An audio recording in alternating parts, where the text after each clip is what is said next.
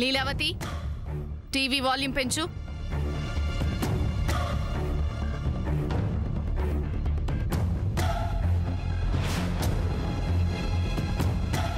నీకే చెప్పేది, వాల్యూమ్ పెంచమ్మా.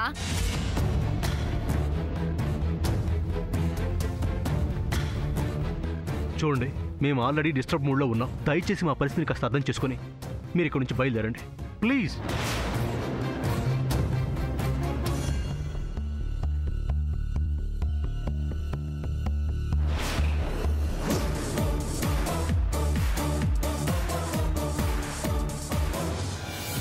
అనుపమ, ప్రస్తుతం డాక్టర్స్ సామాన్య ఆరోగ్య పరిస్థితి గురించి ఎలాంటి బులెటిన్ విడుదల చేయలేదు. కనీసం ఈ విషయం గురించి స్పందించడానికి ఎవరూ ఇక్కడ అందుబాటులో లేరు. కెమెరామెన్ పరమేష్తో రిపోర్టర్ నారదరావు, విజయవాడ. అది హాస్పిటల్ దగ్గరున్న వాతావరణం. ఇకపోతే వజ్రపాటి వారి ఇంటి విషయంలో, పెళ్లిళ్ల విషయంలో గొడవలు జరగడం ఇదే మొదటిసారి కాదు. వారి కుటుంబంలో ఇది ఆనవాయితీ అని మా రిపోర్టర్ సేకరించిన వివరాల ప్రకారం తెలుస్తుంది. మా రిపోర్టర్ ఏం చెప్పారో వినండి. గతంలో ఇదే వజ్రపాటి వారి కుటుంబంలో ఆ ఇంటి ఆడపడుచు కళ్యాణి ఎవరినో ప్రేమించిందని, ఆ ప్రేమకు పెద్దవాళ్ళు అంగీకరించకపోవడంతో కళ్యాణి అతనితో లేచిపోయిందని, పెళ్లి చేసుకుందని తెలుస్తోంది.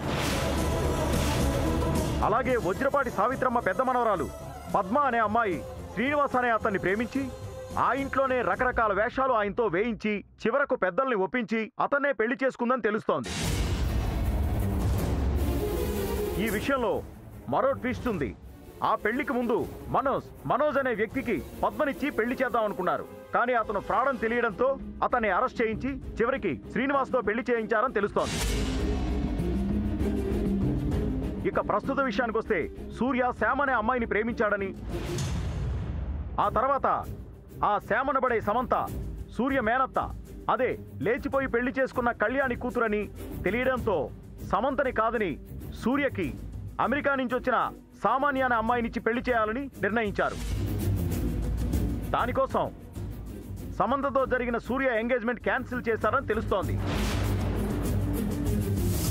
కానీ సామాన్య అంటే ఇష్టపడని సూర్య సమంతతో క్లోజ్గా ఉండేవాడని, ఇప్పటికీ అలాగే ఉంటున్నాడని, సామాన్య ఆ విషయంలో గోల చేస్తుందని, ఆమె మీద హత్యా ప్రయత్నం జరిగిందని ఒక వార్త అనేది ఒక సందేహం. అయితే మరోపక్క వజ్రపాటి సావిత్రమ్మ గారి చిన్న మనవరాలు లిల్లీ అనబడే లీలావతి అభి అనే అతన్ని ప్రేమించిందని, అతను లిల్లీని కిడ్నాప్ చేశాడని, ఆ అభి వలన వజ్రపాటి బ్యాంకు లావాదేవీల విషయంలో చాలా గొడవలు జరిగాయని లేటెస్ట్ గా వినిపిస్తున్న ఆరోపణ.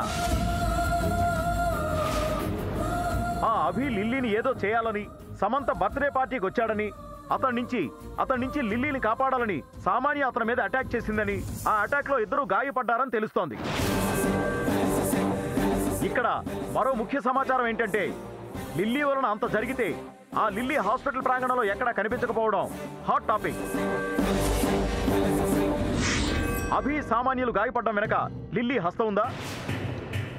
అందుకే వజ్రపాటి వారి ఫ్యామిలీ లిల్లీని ఇంటి నుంచి బయటికి రానివ్వడం లేదా అనేది అందరి సందేహానికి తావిస్తోంది. చివరికి కేసులో ఏం జరుగుతుందో, ఏ మలుపు తిరుగుతుందో తెలియాల్సి ఉంది. లీలావతి, ఏంటమ్మా ఇది? ఆ న్యూస్ లో చెప్తుంది నిజమా? పార్టీలో అంత గొడవ జరిగిందా? అదంతా నాకు తెలియదు నానమ్మ. తెలియకపోవడం ఏంటి? నువ్వు కూడా ఆ సమయంలో అక్కడే ఉన్నావు కదా. నిన్ను కాపాడే ప్రయత్నంలోనే సామాన్య గాయపడిందని వాళ్ళు చెప్తున్నారు కదా. అందుకేనా పార్టీ అయిపోయినా ఇంతసేపటి వరకు ఎవరు వెనక్కి రాలేదు? కానీ ఇంత విషయం జరుగుతున్నా ఒక్కరూ నాతో ఒక్క మాట కూడా చెప్పలేదే. ఏంటమ్మా ఇది? కనీసం ఇంటికొచ్చి నువ్వైనా నాతో ఒక్క మాట అన్న చెప్పుండాలి కదా. నానమ్మ, అది నువ్వు కంగారు పడతావని అన్నయ్య చెప్పొద్దన్నాడు.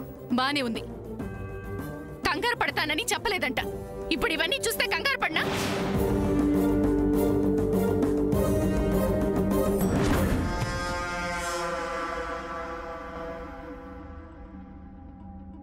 బేబీ,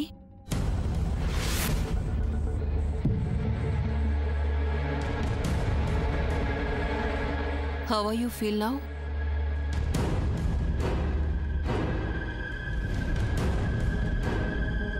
బేబీ, హాస్పిటల్ బయట అలాగే టీవీ ఛానల్స్లో నీ విషయం మీద పెద్ద గొడవ జరుగుతుంది. టీవీ వాళ్ళు వజ్రపాటి ఫ్యామిలీని ఎలా టార్గెట్ చేశారో నువ్వే చూడు.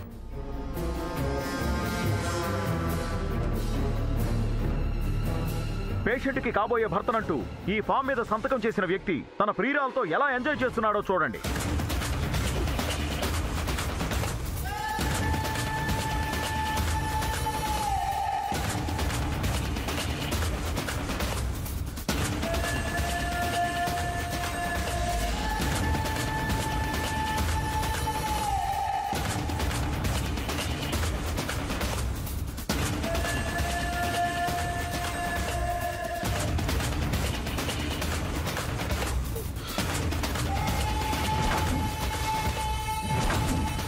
చూసావా బేబీ, అందర్నీ ఎలా కార్నర్ చేసి ఆడుకుంటున్నాను. సూర్య ఏమంటున్నాడు? ఆ అభి సామాన్య ఏం చెప్తారో వినండి, అప్పటిదాకా కాస్త ఓపిక పట్టండి అని మీడియా వాళ్ళని ప్రెస్ వాళ్ళని తెగ బెగ్ చేస్తున్నాడు. బేబీ, నిన్నీ స్థితికి తీసుకొచ్చిన ఏ ఒక్కరిని వదిలిపెట్టను. నువ్వేం టెన్షన్ పడకు, కూల్గా ఉండు.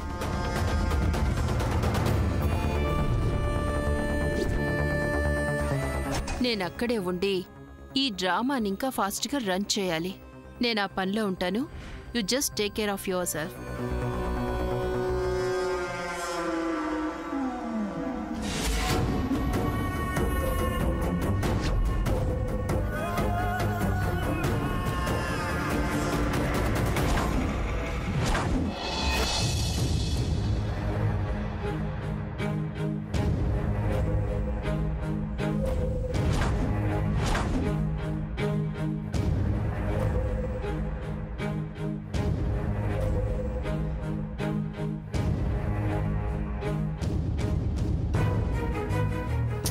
పద్మ, ఏంటమ్మా ఇది? మమ్మల్ని కట్టి పడేసినట్టు ఇక్కడ బంధిస్తే ఎలా? పిన్ని, మీరిప్పుడు బయటికి వెళ్తే పేపర్ వాళ్ళు టీవీ వాళ్ళు ఏం జరిగిందని మీ వెంట పడతారు. ఏది పడమని చెప్తా ఒక్కొక్కళ్ళ పని. అత్తయ్య గారు, ఇంతకు ముందే చంద్ర చేసిన దానికి మీడియా వాళ్ళు గోలగోల చేశారు. సూర్య గారు ఆ మ్యాటర్ని ఎలాగో సర్ది చెప్పారు. మళ్ళీ మీరు ఇంకొక సమస్య సృష్టించకండి. అసలే పాపం సూర్య టెన్షన్లో ఉన్నాడు.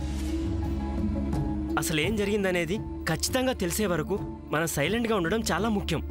లేకపోతే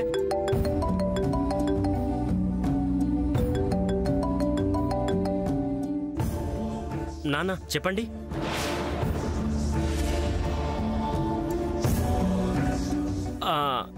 నేను హాస్పిటల్లోనే ఉన్నాను. నో, మీరు ఇక్కడికి రావద్దు నాన్న. పద్మా, నువ్వు ఉండమ్మా. నాన్న, నా ఫోటో పద్మ ఫోటో వేసినంత మాత్రాన, వాళ్ళు నోటుకొచ్చింది వాగినంత మాత్రాన ఏమీ జరగదు.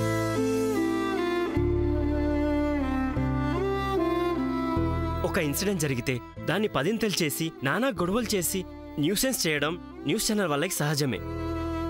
బట్ దానివల్ల నాకు కానీ మీకు కానీ వజ్రపాటి కుటుంబానికి కానీ ఎలాంటి కీడు జరగదు.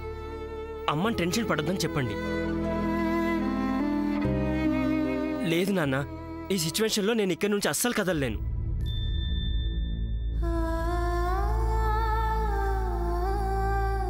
అయినా నన్నెంతో అభిమానంగా ప్రేమగా చూసుకుంటున్న వీళ్ళని ఇలాంటి సమయంలో వదిలేసి పద్మ తీసుకొని నేను ఎలా వస్తాను?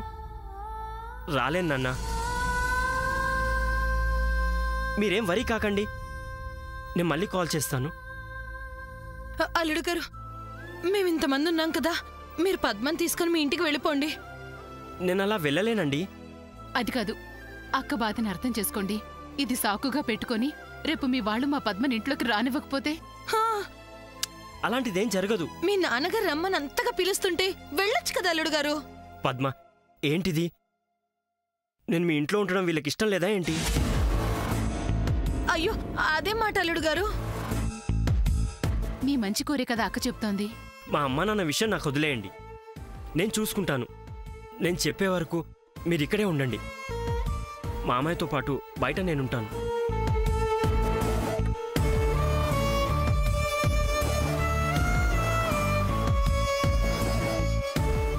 అంతా నీ వల్లే చెల్లి.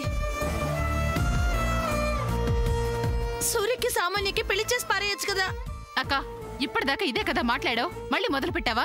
మొదలు పెట్టడం ఏంటి? అబ్బా అమ్మ కాసేపు ఆపండి.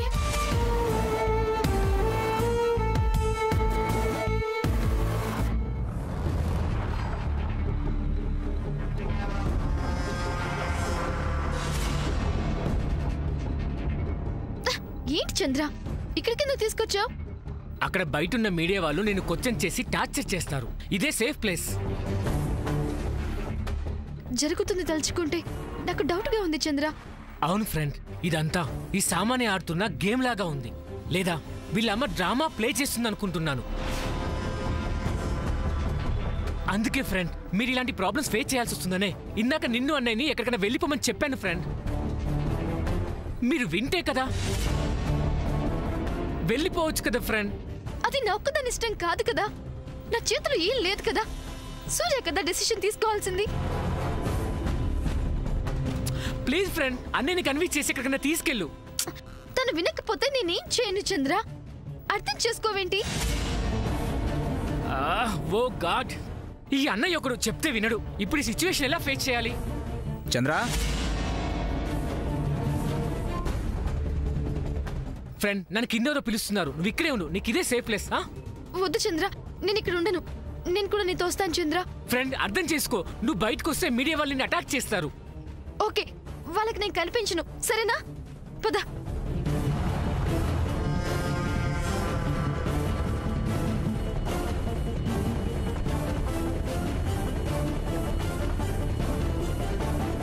చంద్ర చంద్ర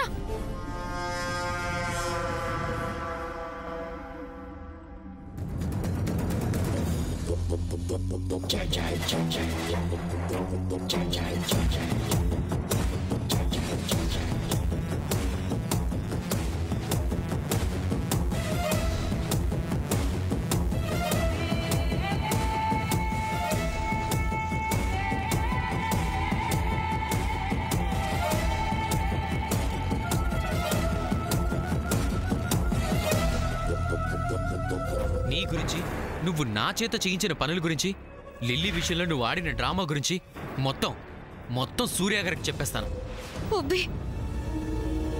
మీడియా ముందుకి, ప్రెస్ ముందుకి వెళ్తే డెఫినెట్గా నా గురించి నేను నేను నేను బెదిరించిన దాని గురించి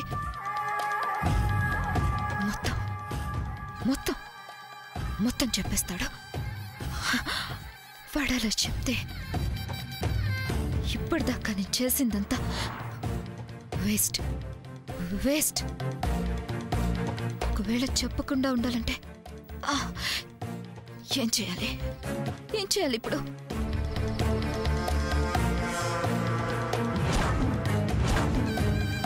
అసలు ఈ హాస్పిటల్ అభి ఎక్కడున్నాడో వెతకాలి ముందు.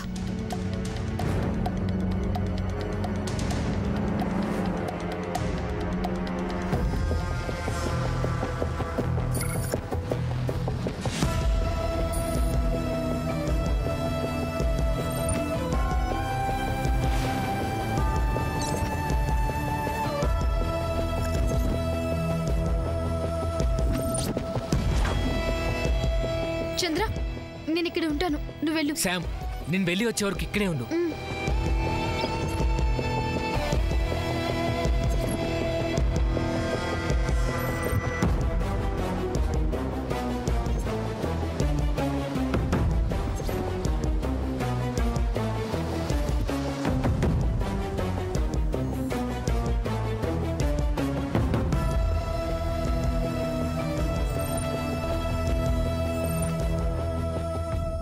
నో వే, నా కొడుకు జీవితంతో ఆడుకున్న వజ్రపాటి ఫ్యామిలీని ఎట్టి పరిస్థితులను వదలను. I will see their end.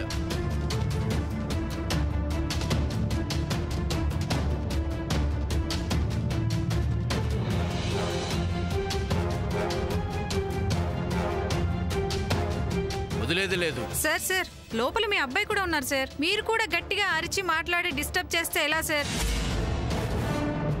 మిగతా పేషెంట్లకు కూడా డిస్టర్బ్ అవుతుంది. ప్లీజ్ అలా పక్కకెళ్ళి మాట్లాడుకోండి సార్. ఓకే. చెప్పరా.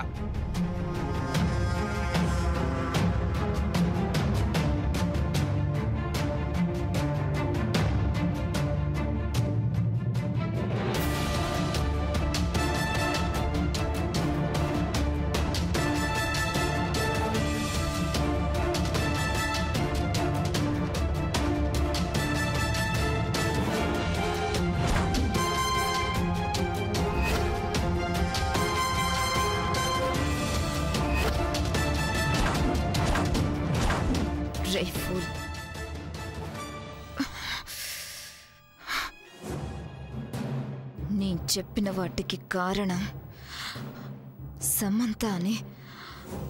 ఆ సమంతే నీ చేత అన్ని పనులు చేయించిందని.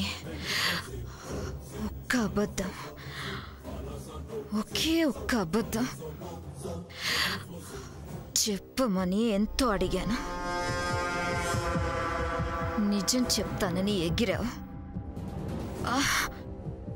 చివరికేమైంది? నీతో పాటు నేను ఇద్దరం హాస్పిటల్లో ఇలా అడ్మిట్ అయ్యాం. రే, నేను బ్రతికాను, నాకే ప్రాబ్లం లేదు, నాకే ప్రాబ్లం రాదు. కానీ నువ్వు బ్రతకూడదు. అలా నువ్వు బ్రతికితే లైఫ్ లాంగ్ నాకు టెన్షన్. కాబట్టి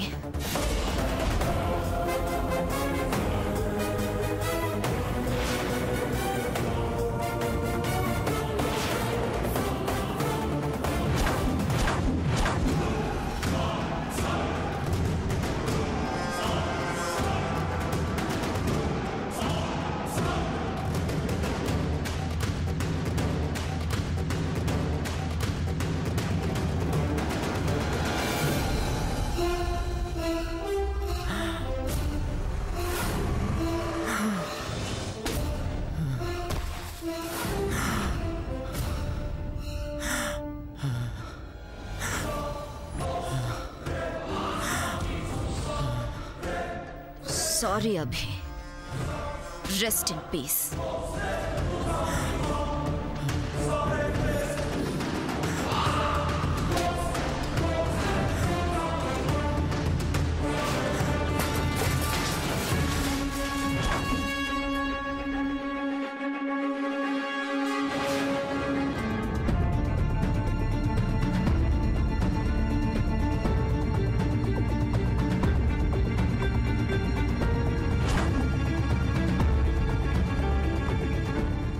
సామాన్య, సామాన్య, సామాన్య ఎక్కడికి వెళ్ళిపోయి ఉంటుంది?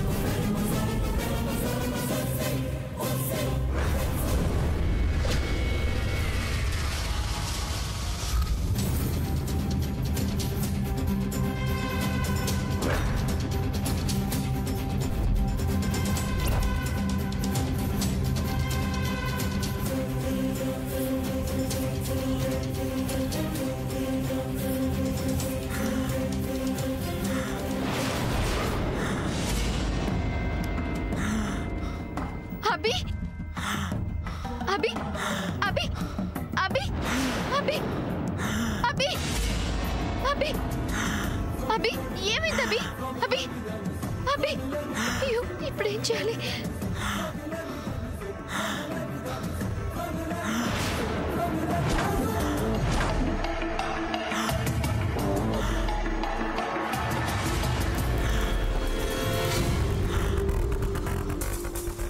అమ్మాయి ఏం చేస్తున్నావు? అది అది అభి ఆక్సిజన్ తీసేసి నా కొడుకు చంపేద్దాం అనుకున్నావా? లేదు అంకుల్, యాక్చువల్గా ఏం జరిగిందంటే. మాట్లాడకు, నాకంతా తెలుసు. నువ్వు నా కొడుకు చంపాలని వచ్చావు. లేదు అంకుల్, కావాలంటే ఆ బ్లడ్ మార్క్స్ చూడండి అక్కడ.